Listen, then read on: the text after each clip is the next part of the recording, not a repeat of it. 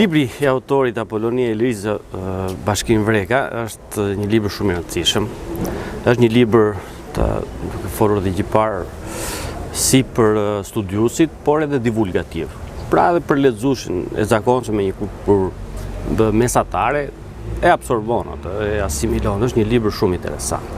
Libri trajton periudhën e themelimit, e cila më herët është marrë viti 588, por nga gërmymet arkeologjike që janë bërë nga misionet arkeologjike aty dhe nga vetë autori i bashkëpunimit, është gjetur material që daton, pra e shtyn këtë datim të pak me një gjenerat më herët. Pra pak a shumë në njëjtën kohë me Durrësin. Durrësi, Epidamnosi antik, që është qyteti i parë që mendoj, pra edhe Apolonia është pak a shumë në të njëjtën kohë. Brenda një 5-vjeçari qyteti themelohet.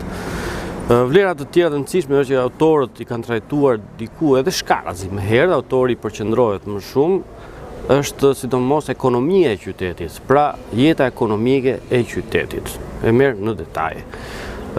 Si organizimi politik i qytetit, administrativ, pra janë marrë struktura administrative të një qyteti që është një bashki e sotme do ta quanim, pra autori e përshkruan atë në detaje, me të gjithë organigram do quaj sot, pra gjithë punojësit se si ishte organizuar qyteti.